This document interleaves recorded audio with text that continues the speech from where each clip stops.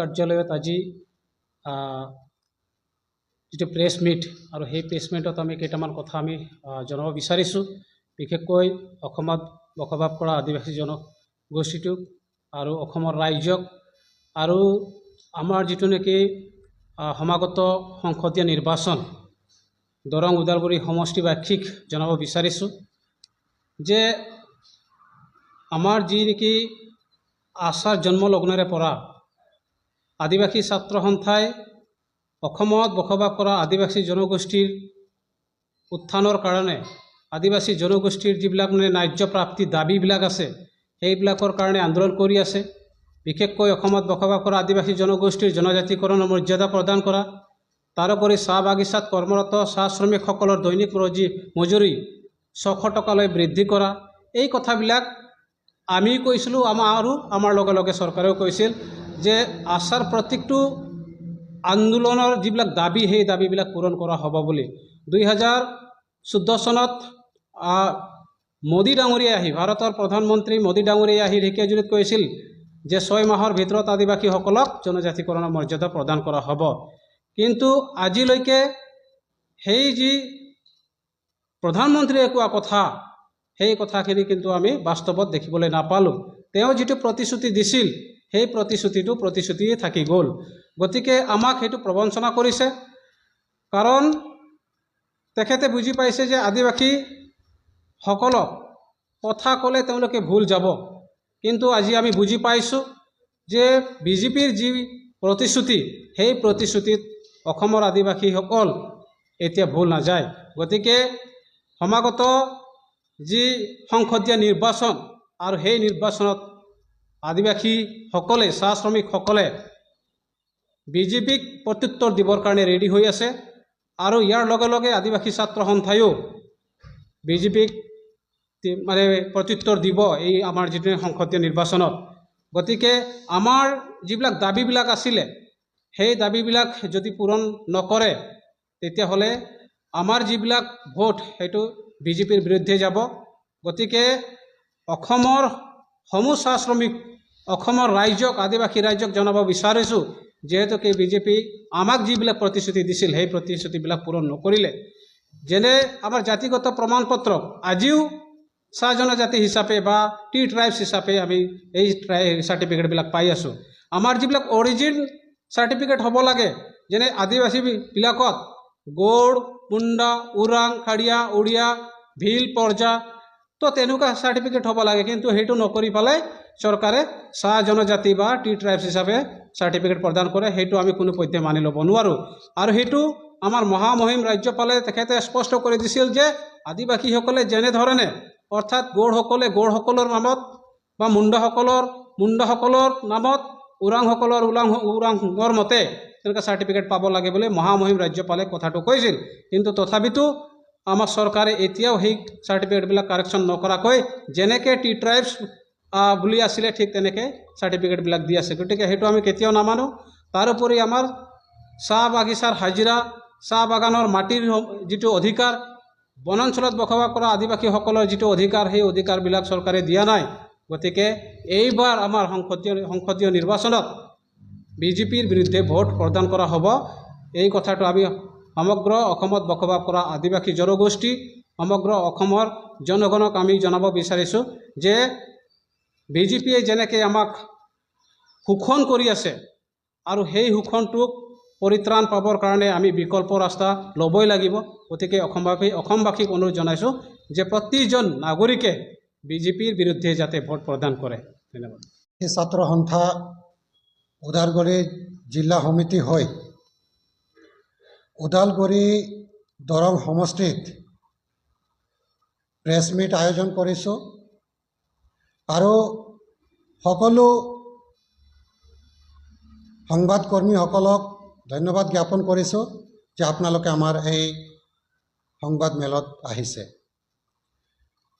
আপোনালোকৰ জৰিয়তে আমি অসমবাসী ৰাইজক আদিবাসী ৰাইজক জনাব বিচাৰিছোঁ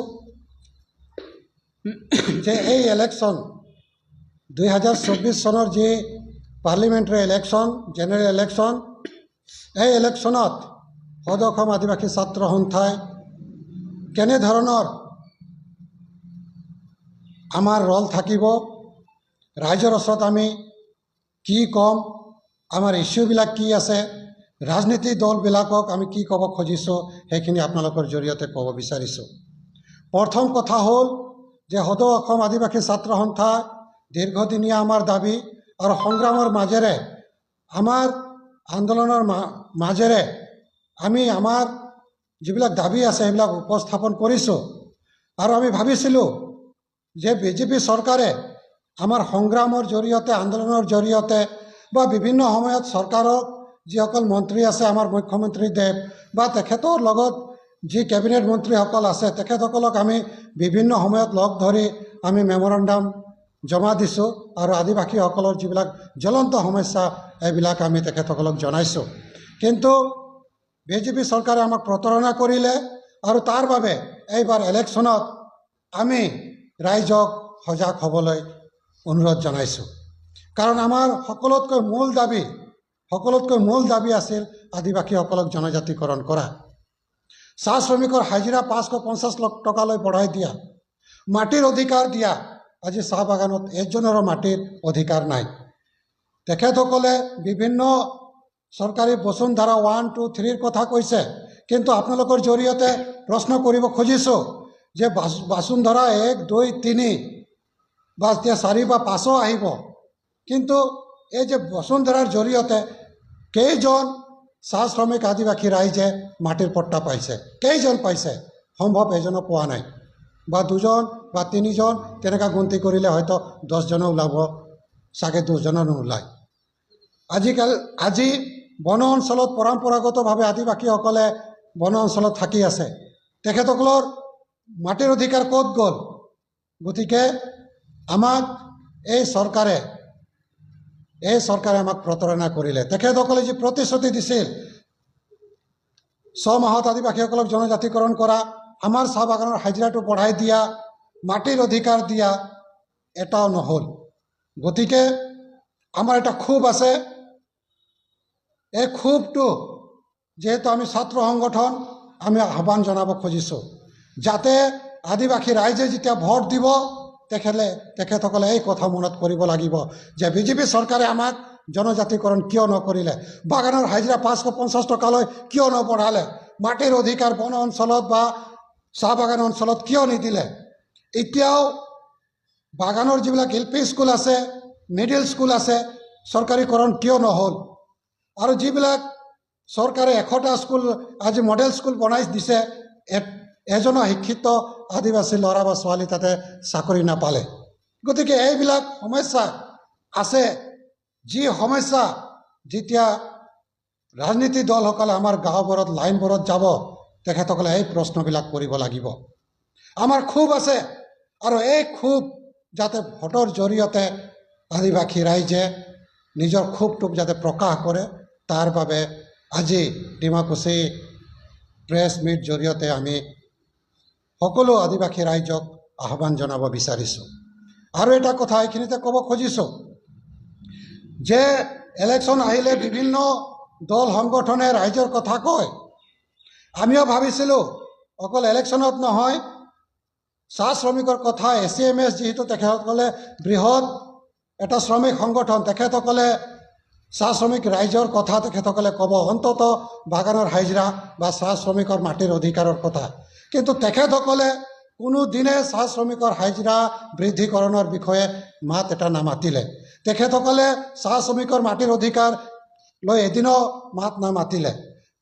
আৰু বাগানত বহুতো সমস্যা আছে, স্বাস্থ্যৰ সমস্যা আছে, শিক্ষাৰ সমস্যা আছে, আমাৰ খোৱা পানীৰ সমস্যা আছে, কিন্তু ট্ৰেড ইউনিয়নবিলাকে, বিশেষকৈ ACMSে কেতিয়াও মাত নামাতিলে।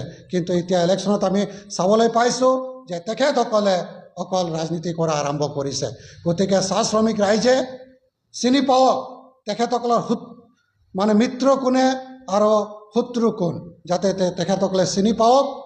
আৰু তাৰ বাবে তেখেতসকলে আমাক প্ৰতাৰণা কৰা কোন ৰাজনীতি দল আৰু কোন সংগঠন তেখেতসকলে যাতে চিনি পায়, তাৰ বাবে আজি আপোনালোকৰ জৰিয়তে আহ্বান জনালোঁ।